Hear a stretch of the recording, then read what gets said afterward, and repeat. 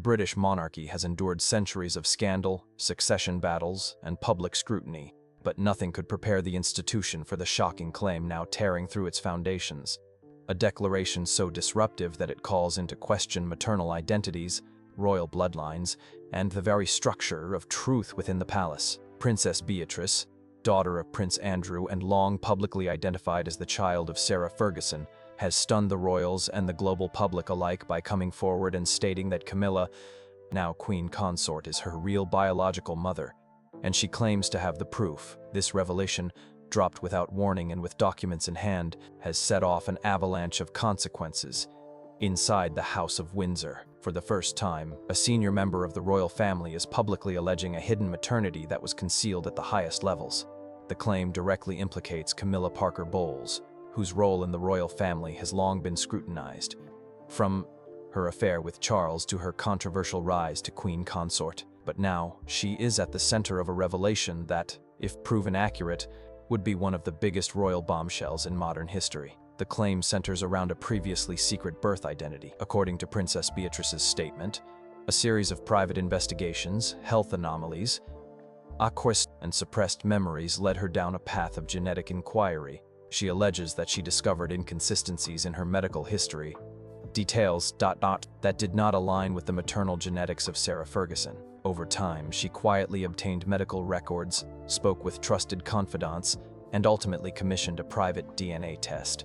The test, according to leaked documents now circulating in media circles, compares Beatrice's DNA to Camilla's. The result allegedly confirms a Joldart-Jojubat-Chi maternal match, well beyond the threshold of scientific doubt. No longer willing to keep the results hidden, Beatrice decided to take control of the narrative. She contacted members of the royal family, gave them advance notice of her intention to go public, and prepared a press that dossier contains copies of birth records, personal correspondence dating back to the Jolbite Basherses, a revised family medical history, and the conclusive DNA results. The most significant detail is the implication that Beatrice was adopted, secretly, unofficially, and entirely outside of public knowledge. The documents suggest that Camilla gave birth in secrecy sometime in the late Jolbite Basherses, during a period where royal affairs were not just scandals, they were existential threats to the monarchy's stability. Camilla at the time was still a controversial figure, known more for her illicit relationship with then Prince Charles than for any official royal position. A pregnancy out of wedlock would have been catastrophic and likely covered up with surgical precision, according to unofficial insight. The child, now alleged to be Beatrice, was quietly placed into the care of Prince Andrew and Sarah Ferguson, who were already under pressure to produce a royal heir and who, according to some sources, may have been facing their own difficulties with conception. The placement, if true, would have been managed with full palace coordination and would have relied on an internal system designed to shield the royal family from scandal. If confirmed, this would mean that Princess Beatrice's entire life was built around a palace-orchestrated deception. A royal child born of Camilla, raised publicly as the daughter of different parents, and positioned in the royal structure under false pretenses. It also implies that multiple members of the royal family, including Charles, the Queen, and senior courtiers, were aware of the arrangement and worked to keep it hidden for over 3 decades. The implications: Camilla's legacy, already deeply controversial, now risks being defined by what could be the most high-level act of royal concealment since the abdication crisis. Public trust, already fragile in light of past revelations involving Prince Andrew, Prince Harry, and Meghan Markle, may fracture further as questions about royal transparency surge. Equally complex is the reaction from Camilla herself. As of now, there has been no formal statement from Buckingham Palace addressing the allegation.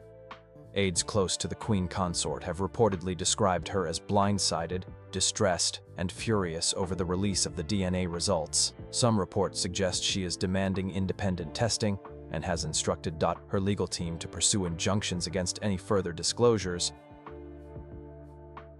Royal historians are already re-evaluating the timeline. Camilla's presence during the late Jolbite Basherses is notably sparse, while several foreign trips and alleged health breaks now appear in a new light. Critics are revisiting those absences and questioning whether they were actually periods of prenatal care and postnatal recovery disguised as personal holidays. There is also renewed scrutiny on Prince Andrew and Sarah Ferguson's rapid transition to parenthood. Though Beatrice's official birth date has never been in question publicly, some are now digging into whether her early childhood photos and timelines align with standard royal practices or if they were part of a staged narrative to support a carefully hidden arrangement. One of the most debated elements is Beatrice's motivation. Why now? Why release this information at a time when the monarchy is already facing severe internal stress from Harry's memoirs, Charles's health rumors, and growing Republican sentiment across the Commonwealth? Beatrice's statement addresses this head-on. She claims the decision was not made lightly but became necessary after years of silent suffering, personal confusion, and what she described as a deep need to know the truth. According to those close to her, Beatrice has been battling emotional exhaustion over a decade-long identity crisis. She reportedly began asking questions after discovering discrepancies in blood types and hereditary traits during routine medical checks. When the inconsistencies could no longer be explained away, she pursued private testing.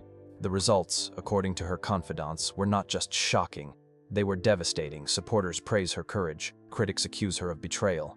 But no matter the opinion, her action has sparked a full-blown royal reckoning. The monarchy, with its centuries-old traditions and rigid hierarchy, now faces a challenge not from political forces, but from within its own bloodline. If Beatrice is indeed the biological child of Camilla, it raises not just questions about personal identity, but constitutional issues as well. The royal family operates not only on tradition but on legitimacy. Bloodlines are not merely symbolic. They determine succession, titles, roles, and public funding. If a senior royal's lineage is fundamentally different from what has been declared for decades, how does that affect the family standing? Would Beatrice's position in the line of succession change? Would her royal duties, past and present, need to be re-evaluated? Would Sarah Ferguson be legally compelled to release a statement, or even face inquiry? Legal experts believe this could trigger a range of institutional responses: parliamentary questions, demands for independent DNA confirmation, and even legal actions involving falsified documentation.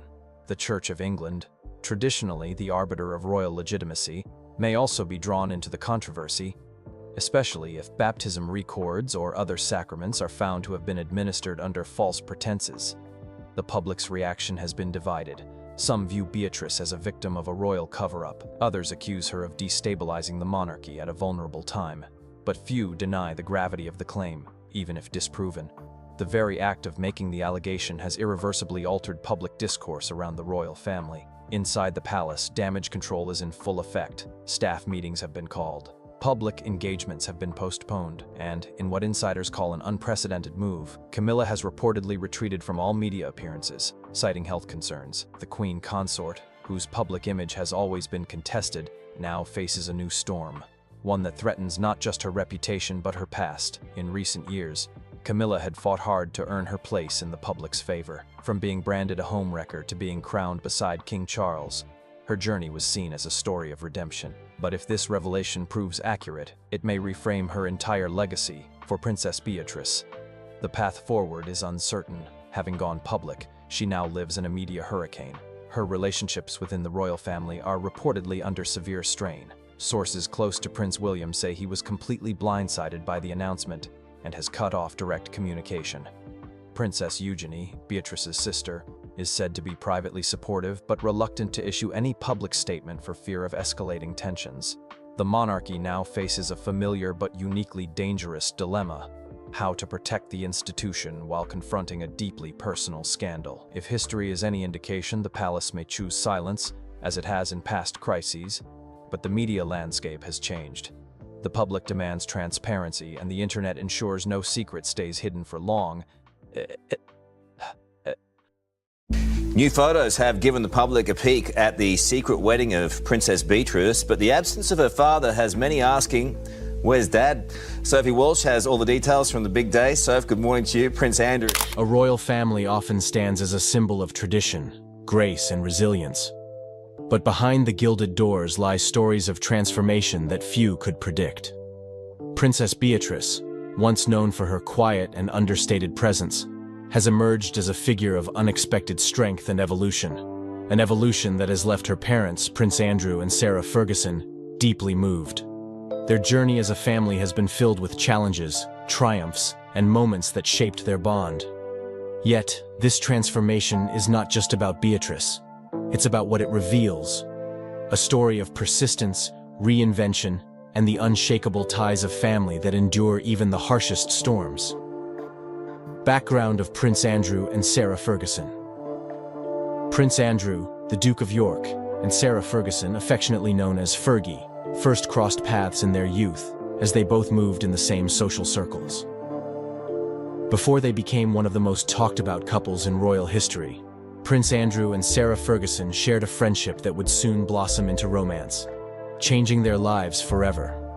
However, their romantic relationship began in 1985, when they were reintroduced at a royal event hosted by Princess Diana. Their chemistry was immediate, and within a year, the couple was engaged.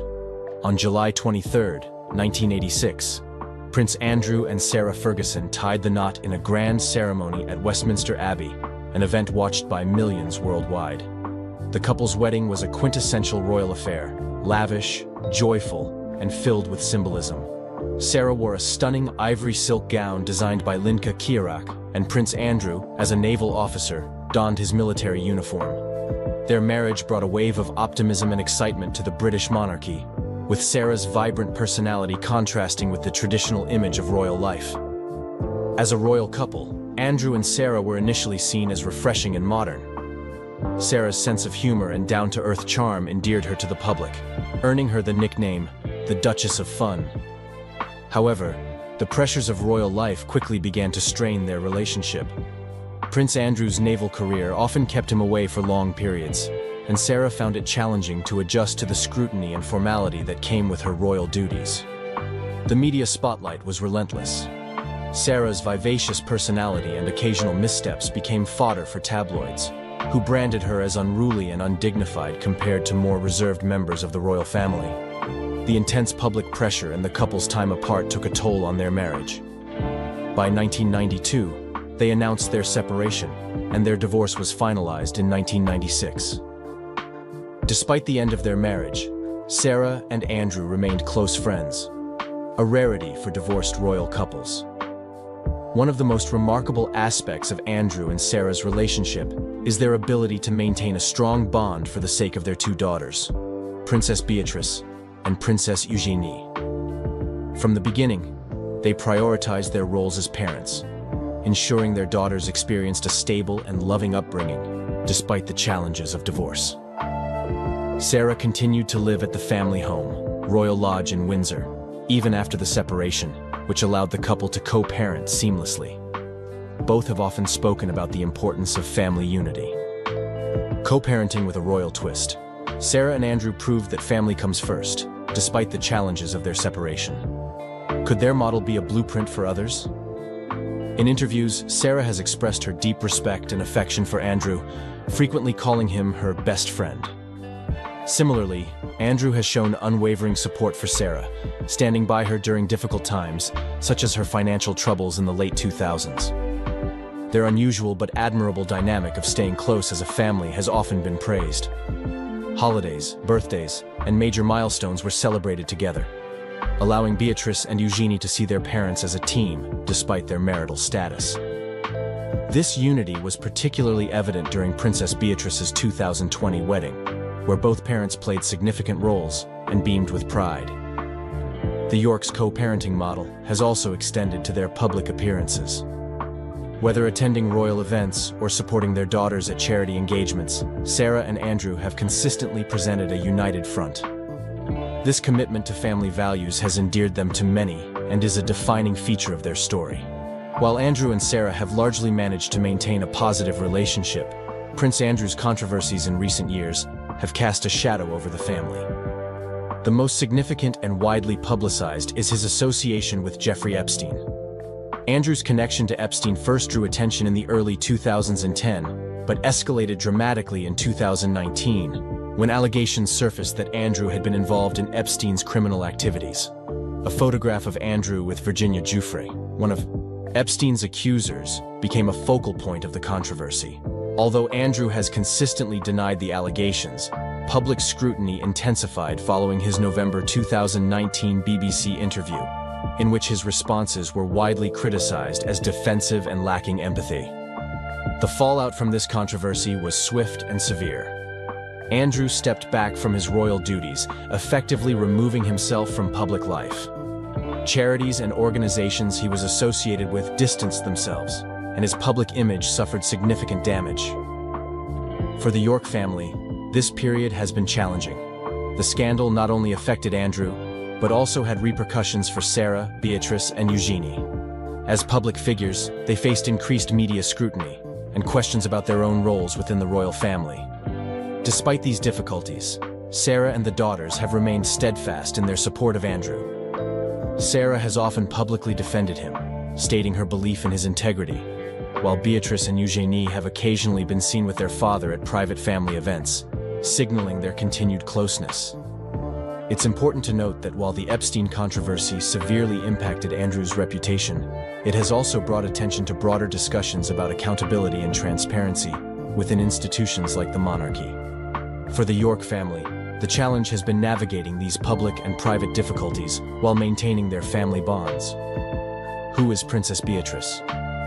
Princess Beatrice of York, the elder daughter of Prince Andrew and Sarah, Duchess of York, was born on August 8, 1988, at the Portland Hospital in London.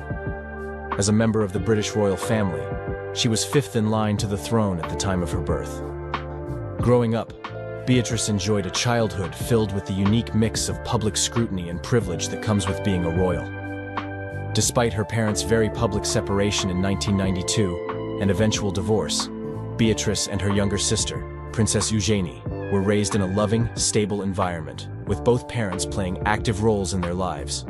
A royal upbringing in the public eye, but Beatrice's childhood was defined by love, stability, and family unity.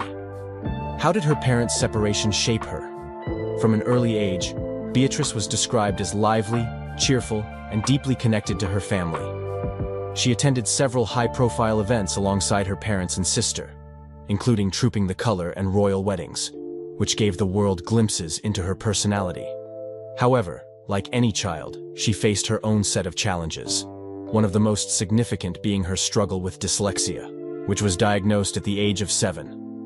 Beatrice's education journey was shaped by her determination to overcome dyslexia, a learning difficulty that affects reading and writing. She first attended Upton House School and Coworth Park School before moving to St. George's School in Ascot.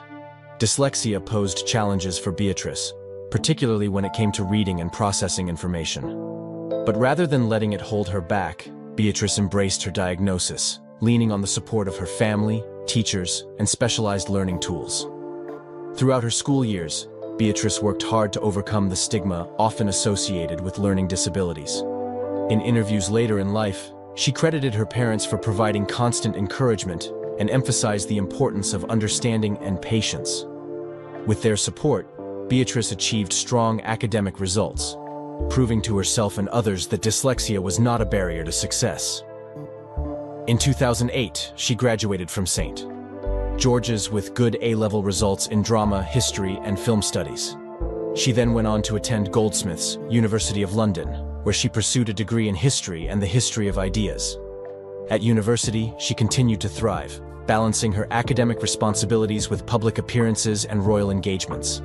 Beatrice graduated in 2011 with a 2:1 degree, marking a proud moment for her and her family. Her achievements served as an inspiration to many young people facing similar learning difficulties, showcasing her resilience and determination. As a member of the royal family, Princess Beatrice's role has been slightly unconventional.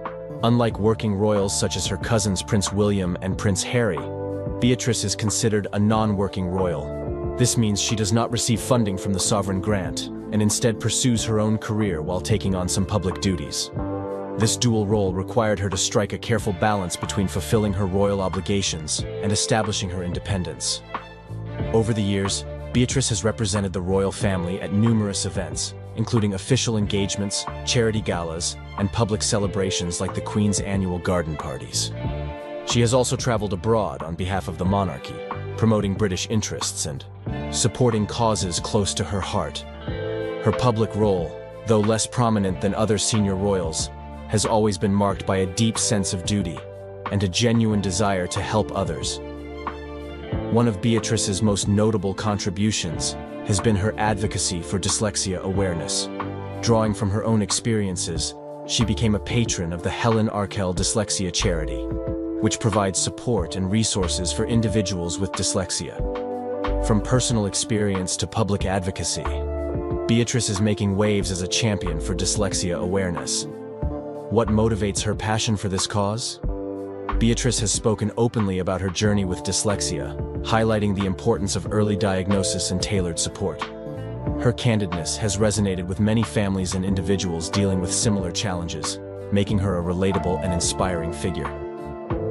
In addition to her work with the Dyslexia Charity, Beatrice has supported numerous other organizations, including the Teenage Cancer Trust, the Big Change Charitable Trust, and the Royal National Institute of Blind People. Her involvement with these causes reflects her broad interests and commitment to making a positive impact. Beyond her royal duties, Beatrice has built a successful career in the private sector. She has worked in various roles, including positions in finance and business consultancy. This has allowed her to gain real-world experience and carve out her own path, independent of her royal title. Her professional achievements add another layer to her identity, proving that she is more than just a princess. She is a hard-working individual with goals and ambitions. Despite her busy schedule, Beatrice remains actively involved in charity work. Her ability to juggle both worlds, royalty and regular working life, has earned her respect and admiration from many. She has used her platform not only to support worthy causes, but also to break down stereotypes about what it means to be a member of the royal family in the modern age. Princess Beatrice's marriage and personal growth. Princess Beatrice's love story with Edoardo Mapelli Mozzi captured public attention for its elegance and intimacy. The couple's engagement was announced in September 2019, after what was described as a whirlwind romance. Edoardo, often called Edo by friends and family, is an accomplished property developer and a descendant of Italian nobility, holding the title of Count. The two reportedly knew each other for years before their romantic relationship began, making their eventual union feel natural and rooted in friendship. Beatrice's wedding, however, was far from a typical royal affair. Originally planned as a grand celebration at St. James's Palace in May 2020, the event had to be postponed due to the COVID-19 pandemic. When they finally tied the knot on July 17, 2020, it was in a scaled-down and deeply private ceremony at the Royal Chapel of All Saints in Windsor. The couple was surrounded by only a small group of close family members, including Queen Elizabeth II and Prince Philip, who were able to attend under strict safety protocols. The wedding itself was rich in sentimental details. Beatrice wore a vintage Norman Hartnell gown, which was loaned to her by her grandmother, the Queen. The gown, with its ivory silk and delicate embellishments, was altered slightly to suit Beatrice's style, but retained its timeless elegance. She also wore the Queen Mary fringe tiara, the same tiara her grandmother wore on her wedding day in 1947. These thoughtful touches added a sense of continuity and deep connection to family traditions. From tiaras to traditions, Princess Beatrice's wedding was full of symbolic moments, including a tiara worn by the Queen herself. What do these details tell us about her bond with her family?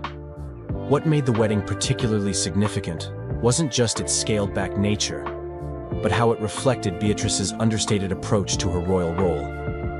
The intimate ceremony showed that even as a princess, she valued the importance of personal connections over grandeur. It was a rare and touching glimpse into a deeply private and genuine celebration of love. One of the unique aspects of Beatrice's marriage to Edoardo was her stepmother role to his son, Christopher Wolfe, affectionately known as Wolfie. Edoardo shares Wolfie with his former fiancée, Dara Huang, an American architect and designer. While stepping into the role of a step-parent can be challenging, Beatrice has embraced it with grace and warmth. Reports from close friends and family suggest that Beatrice has developed a strong bond with Wolfie. In fact, her relationship with him has often been highlighted as one of the defining aspects of her new family life. Wolfie even played a special role in her wedding, acting as both a page boy and the best man, showcasing the close relationship they've built. It was clear from this inclusion that Beatrice made a conscious effort to ensure that Wolfie felt loved and included. In interviews and public statements, Beatrice has occasionally opened up about how much she values being part of Wolfie's life. While she remains respectful of his mother's role, Beatrice has spoken about the joy of helping to nurture a young, curious mind. As someone who herself overcame challenges with dyslexia, she has been particularly attuned to the importance of education and self-expression in a child's development. Her role as a stepmother has been lauded by observers as a testament to her maturity and adaptability. By all accounts, she has managed to navigate this blended family dynamic with sensitivity, making it clear that love and understanding are at the core of her relationships. In September 2021, Princess Beatrice and Eduardo welcomed their first child together, a daughter named Sienna Elizabeth Mapelli Mozzi. Her middle name, Elizabeth, is a touching tribute to Beatrice's grandmother, Queen Elizabeth II, underscoring the deep family ties that remain central to Beatrice's life. The announcement of Sienna's birth brought joy not just to the couple, but also to the wider royal family and the public, who were eager to celebrate this happy milestone. Motherhood has been a transformative experience for Beatrice. Though she has kept many aspects of her private life out of the spotlight, those close to her have noted how becoming a mother has brought her an even greater sense of purpose. Beatrice herself has hinted at this transformation in public appearances, where she has exuded a renewed sense of confidence and joy.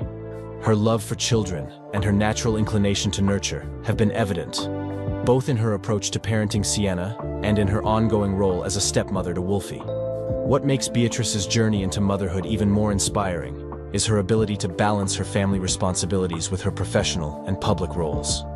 She has continued her advocacy work for causes close to her heart, particularly her efforts to raise awareness about dyslexia. Beatrice has often spoken about how her own experience with the condition has shaped her perspective, and it is likely that this will inform how she approaches education and development for her children. The addition of Sienna to her life has also brought Beatrice closer to her immediate family.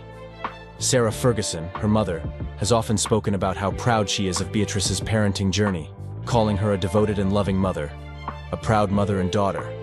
Sarah Ferguson's admiration for Beatrice's parenting is a testament to the close-knit York family dynamic. What makes Beatrice such a devoted mother? Similarly, Beatrice's sister, Princess Eugenie, has been a constant source of support, with the two sisters frequently seen together at family events and celebrations. The York family, despite facing public scrutiny over the years, has maintained a tight-knit bond, and this has undoubtedly provided a strong foundation for Beatrice as she navigates motherhood.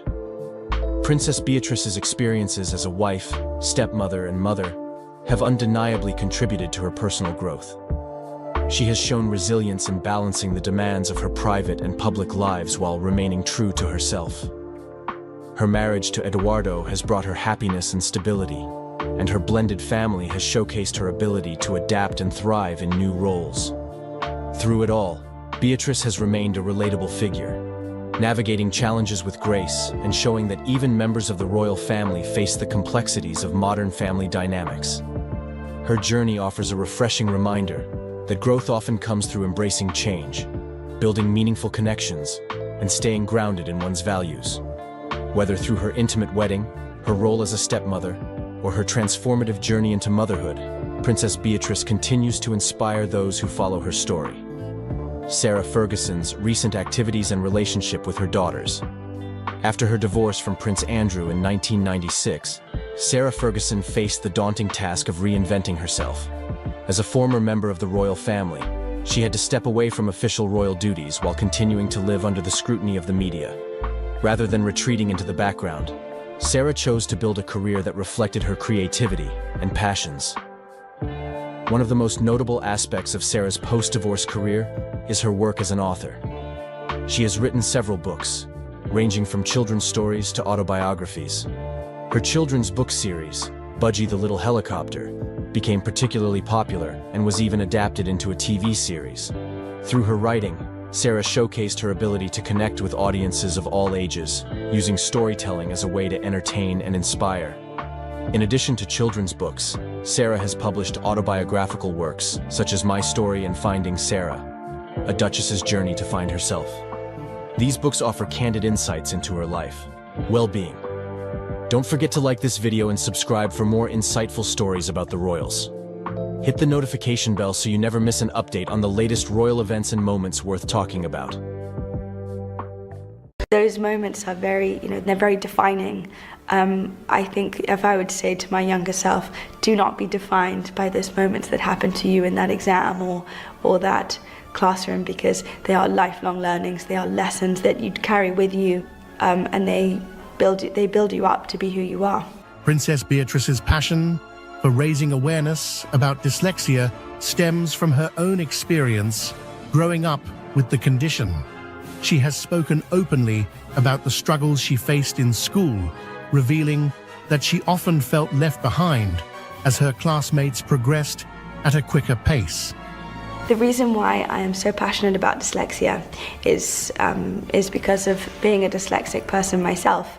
I feel like I really understand that we have a responsibility to change the narrative around what we are delivering to young people in the classroom. It's really exciting. We've got so much UK talent. It's so wonderful they can come to, can be honoured in such a way, and we can, notice big stars like Stella McCartney. She's had such a fantastic year with what she did with Team GB. I think it's been such a great year for Britain on the whole, but it's even better year for British fashion.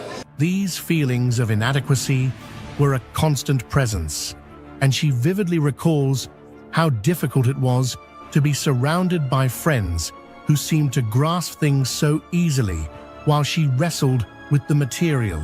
I know we're not together in person, but I want to thank each and every single one of you for being involved in this incredible prize. To all the writers and illustrators, thank you for building this world of wonder for young people to be able to jump into. The challenges in the classroom were particularly poignant when she compared herself to her peers. The coloured books in her school, which indicated reading levels, served as a daily reminder that she wasn't progressing as fast as the others. While her best friends moved on to more advanced levels, she remained on the lower ones, which naturally led to feelings of doubt and insecurity. I think because there's so much talent here, and I think that so much. We saw tonight how many people are coming from St Martin's, and there's so much youth talent, and I think that's what makes the UK stand apart. And I think that should be nurtured, and I think that it makes the UK reflect well on us as a whole. I'm wearing Erdem this evening. What I love about him is that he, designs really well. He designs really well for women, and he does quite, uses a lot of lace and very feminine cuts, and I think it works well for me. It's a common experience for many children with dyslexia, watching others soar while feeling like you're stuck, unable to keep up. But Beatrice's story doesn't end with those struggles. She has reflected on how those difficult moments in school shaped her into the person she is today. I was very lucky, got to go to a school that was very nurturing and very supportive. But I would describe the actual day-to-day learning side of things very challenging. I remember we had different coloured books to describe where your reading levels had got to. And I was always on the white books. My best friends were always on the yellow books or the green books. They were so far ahead. And I think at that stage, those moments of doubt just pop into your head. I'm not good enough, I'm not smart enough, why am I not like the others? I think when you're in the classroom... It's clear that her experiences helped her develop resilience and strength. Instead of letting those challenges define her, she learned to view them as lessons. Those moments of doubt became stepping stones toward a deeper understanding of herself, and she now advocates for others to adopt a similar perspective. Her message is clear.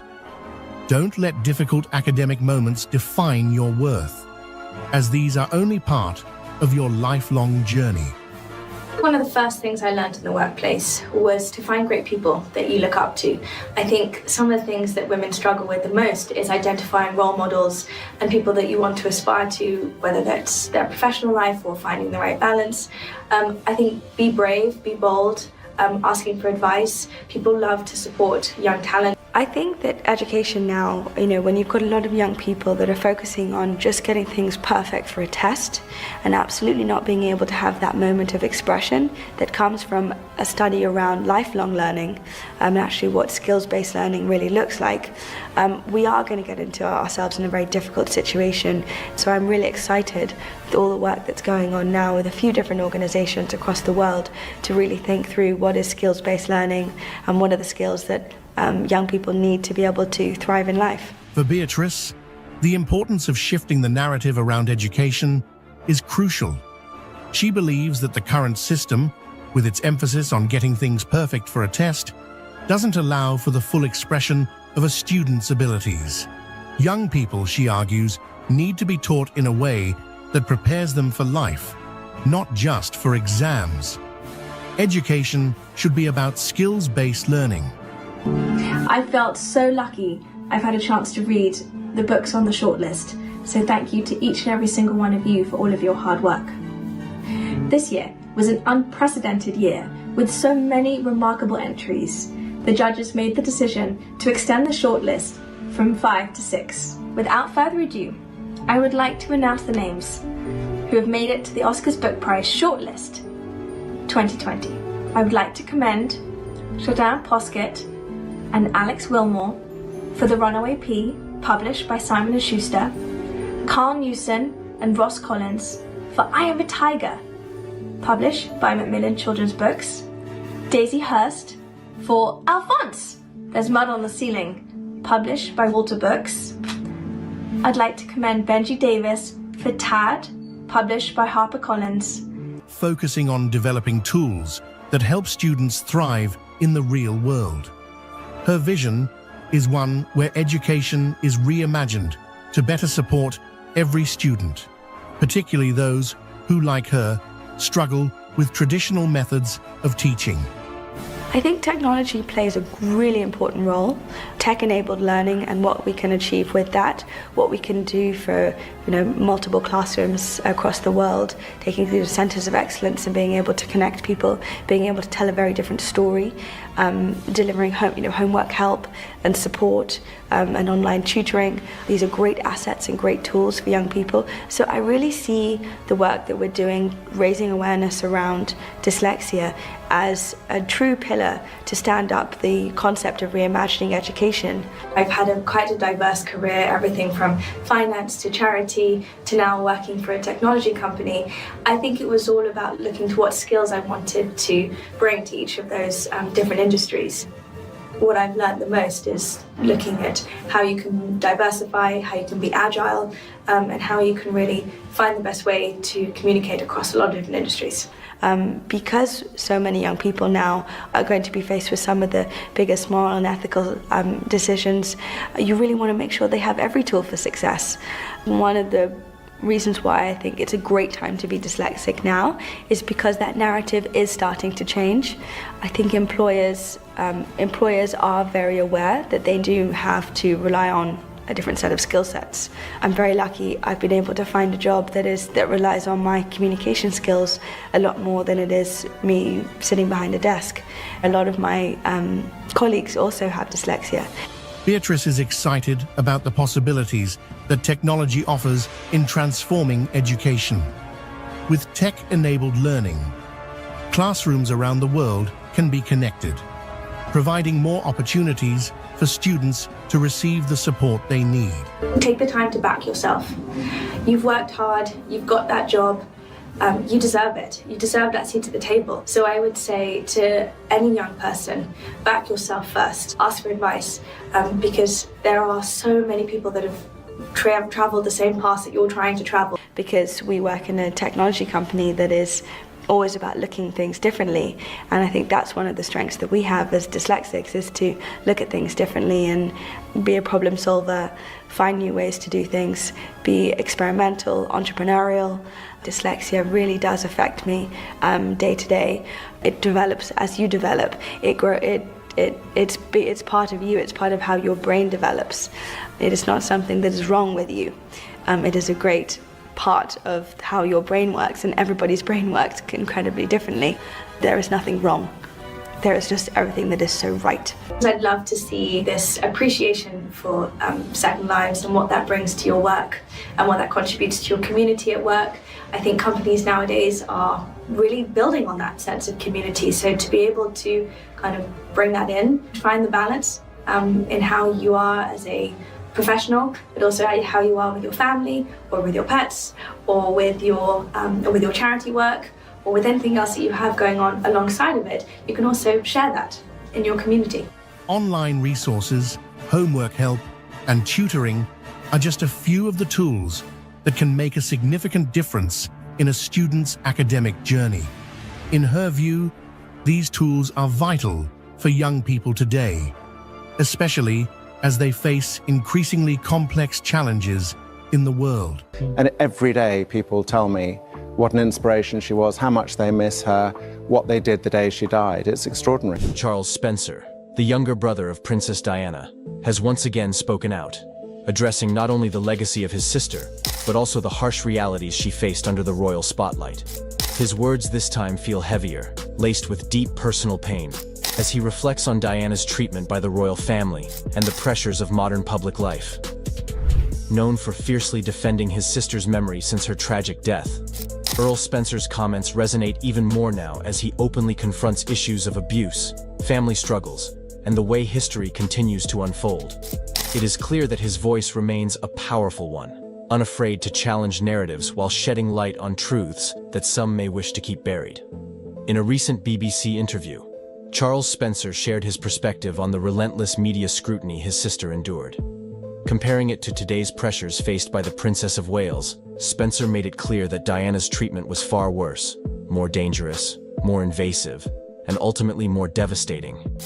Speaking with a raw honesty, he reflected on the aftermath of his sister's death and the role paparazzi played in that fateful night in Paris. The pursuit that led to the car crash forced the world to confront uncomfortable truths about the price of fame, and for Spencer, it became a life mission to ensure Diana's legacy would not be tainted. He revisited his famous funeral eulogy, where he described Diana as one of the most hunted women of the century. The line struck a chord with millions and drew applause from the crowd in a way that unsettled the royal family. For Earl Spencer, it was less about creating a rift and more about honoring his sister's struggle and acknowledging the forces that ultimately contributed to her tragic end. The tension between the Spencers and the royal family was palpable after that moment, though it was rarely acknowledged publicly. Behind closed doors, the fractures were deeper. Years later, Earl Spencer has continued to speak openly about the events surrounding his sister's life and death. In 2017, he made headlines once again when he revealed that royal officials had lied to him about his nephews, Prince William and Prince Harry, wanting to walk behind Diana's coffin. Spencer had raised concerns about the emotional toll such a moment would take on the young boys, but his objections were overruled. He described the experience as the most horrifying half-hour of his life, and the trauma of that day has haunted him ever since. Yet even as he spoke of his own pain, he acknowledged that it would have been unimaginably worse for William and Harry, who bore the weight of the world's grief alongside their personal loss. The royal family, adhering to their never complain, never explain philosophy, has remained largely silent on Spencer's comments. However, there have been subtle signs of the ongoing strain between the Spencers and the Windsors. When King Charles was crowned in May, neither Earl Spencer nor his sisters received an invitation to the coronation, a move seen by some as a deliberate snub. While friends of the Earl speculated that he might have turned down the invitation for his own reasons, the exclusion nonetheless underscored the unresolved tensions that linger to this day. Amid his ongoing advocacy for Diana's legacy, Earl Spencer has also begun to share his own deeply personal experiences, particularly in his memoir, A Very Private School. The book offers a harrowing account of the violence and abuse he suffered during his childhood. Spencer revealed that he and other boys were subjected to physical and sexual abuse at boarding school, including brutal punishments inflicted by the headmaster and grooming by a female staff member. The unspoken rule at the school, he explained, was, "Don't tell tales," a culture of silence that prevented him from speaking out for years. The abuse didn't stop at school. Spencer also shared painful memories of his home life, describing how he and Diana were physically punished by their nanny. One incident that haunted him involved their nanny cracking their heads together as punishment, a moment that left an indelible mark on his psyche. These experiences, buried for years, eventually led Spencer to seek residential treatment for trauma. For him, sharing his story was not just about personal healing, but also about giving a voice to others who have endured similar abuse. He emphasized that privilege offers no protection from pain, and that speaking out is essential for true recovery. Throughout this journey, Spencer's personal life has also drawn public attention, particularly his relationships. Following the breakdown of his third marriage to Karen Spencer, the Earl found himself unexpectedly embarking on a new chapter. It was during this period of personal reflection and growth that he met Dr. Kat Jarman, a Norwegian archaeologist specializing in Viking history. Their relationship began innocently enough when Jarman arrived at Althorp, the Spencer family estate, to conduct archaeological research. At the time, Spencer was still married, and neither he nor Jarman envisioned their professional partnership evolving into anything more. The pair launched a podcast together, The Rabbit Hole Detectives, alongside Reverend Richard Coles, and their shared passion for history and intellectual curiosity became the foundation of their growing friendship. For months, their bond remained purely platonic, marked by mutual respect and shared interests. However, as Spencer's marriage to Karen unraveled, his connection with Jarman deepened, eventually blossoming into something more. Their relationship sparked rumors when the two were seen together at a production of the Book of Mormon in London. Photographs of Spencer and Jarman looking cozy, with his hand resting gently on her back, fueled speculation that the Earl had found love again. Initially, both remained tight-lipped, insisting they were simply friends. However, as time passed, it became clear that their bond was far deeper than they had let on. During a promotional appearance for their book, Spencer confirmed his relationship with Jarman for the first time.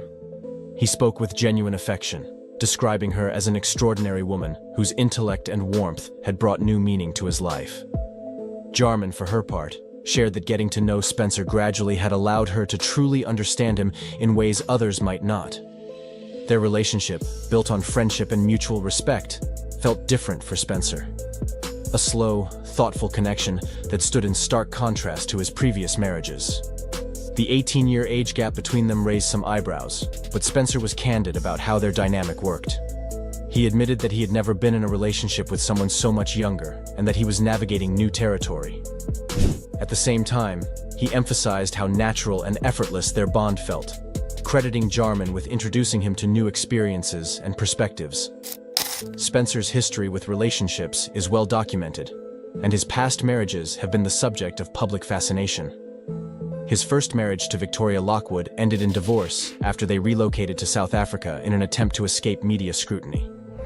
His second marriage to Caroline Freud also ended in separation after several years. His third marriage to Karen Spencer, which lasted 13 years, came to an end in 2024, a period Spencer described as deeply challenging due to the emotional toll of writing his memoir. Reflecting on his past, Spencer has been open about the impact of his childhood trauma on his personal life. He admitted that his struggles with post-traumatic stress disorder had often clouded his relationships, leading to patterns of unhappiness and disconnection. Writing A Very Private School became a turning point for him, a chance to confront his pain and begin the process of healing. Spencer shared that he embarked on this journey for his children, determined to become a better father and role model. Jarman's presence in his life has been a source of comfort and stability during this period of transformation. As a historian and archaeologist, she shares Spencer's passion for the past, but her support has also extended beyond their professional collaboration. Spencer has credited her with helping him through the most challenging moments of writing his memoir, offering companionship and understanding when he needed it most. For Spencer, this relationship feels different, a partnership built on honesty, shared interests, and a mutual desire to embrace new beginnings.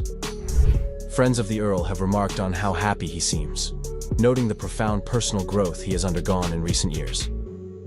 While marriage may not be on the immediate horizon, Spencer and Jarman appear content to let their relationship unfold naturally, taking each step with care and intention.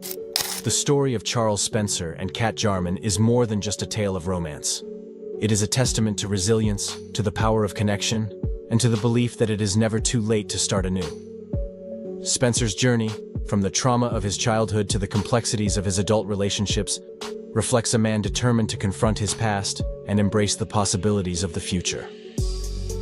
As he continues to honor his sister's legacy, share his own story, and find happiness in his personal life, Charles Spencer's voice remains as powerful as ever. His willingness to speak out, whether about Diana's struggles, his own experiences, or the challenges of modern life, serves as a reminder that even those born into privilege are not immune to pain. But in sharing those struggles, Spencer has found a path toward healing, one that inspires others to do the same. The public may remain fascinated by the drama and complexities of his life, but at its core, Spencer's story is one of redemption and hope. It is a story about facing the truth, no matter how difficult, and finding the courage to embrace love, connection, and the promise of a better future. For Charles Spencer and Kat Jarman, their relationship is a reflection of that journey. A reminder that new beginnings are always possible, no matter the obstacles we face along the way. Princess Anne has always been the epitome of composure, choosing to stay out of the limelight and away from the headlines that often plague the royal family. For decades, her focus has been on duty, service, and supporting the monarchy in her straightforward, no-nonsense way. However, in a turn of events no one saw coming, Anne found herself at the center of drama that has sent shockwaves through the royal family. At a recent engagement, Princess Anne's calm exterior cracked, and what she revealed about Queen Camilla stunned everyone, including King Charles himself. The aftermath was so explosive that even Charles, known for maintaining royal decorum, completely lost his composure. So, what exactly did Anne say? Why now? And what are the shocking details about Queen Camilla that no one saw coming? Let's unravel the drama as we take you behind the scenes of this unprecedented royal fallout. For years, Princess Anne has been a pillar of stability within the royal family. Known for her hard work, no-frills attitude, and dedication to duty, Anne has always been someone the monarchy could count on. Her relationship with her brother King Charles has been one of mutual respect and understanding, with Anne acting as a trusted confidant and supporter throughout Charles's life. However, Anne's relationship with Queen Camilla has been far more complicated. While the two have managed to maintain public civility, those who closely follow the royal family have long noticed a certain frostiness between them. Now, it appears that this tension has finally come to a breaking point. It all unfolded during an official engagement at the University of London, where Queen Camilla was set to receive an honorary doctorate in literature in recognition of her work promoting literacy. Princess Anne, who serves as the Chancellor of the university, was there to present the honor. On the surface, this appeared to be just another routine royal event. The two women arrived with carefully orchestrated poise, the picture of professionalism as they greeted guests and posed for photographs. Yet, those who observed closely sensed an underlying tension that would later explode behind closed doors. Upon arriving at the ceremony, an interaction occurred that spoke volumes. In a rare moment of awkwardness, Queen Camilla gestured for Anne to enter the room first, seemingly out of respect for Anne's role in the university. The fallout from this incident has reportedly caused significant tension behind palace walls. King Charles, who has worked tirelessly to present a united front since ascending the throne, is said to be deeply concerned about the implications of Anne's confrontation. The royal family has always been mindful of its public image, and any hint of discord threatens to undermine the stability and continuity that Charles is striving to maintain. For Anne to challenge Camilla so publicly, even if behind closed doors, risks exposing fractures within the family that the monarchy cannot afford. At the same time, many royal watchers have expressed sympathy for Anne, applauding her for speaking her mind and standing up for the values she holds dear.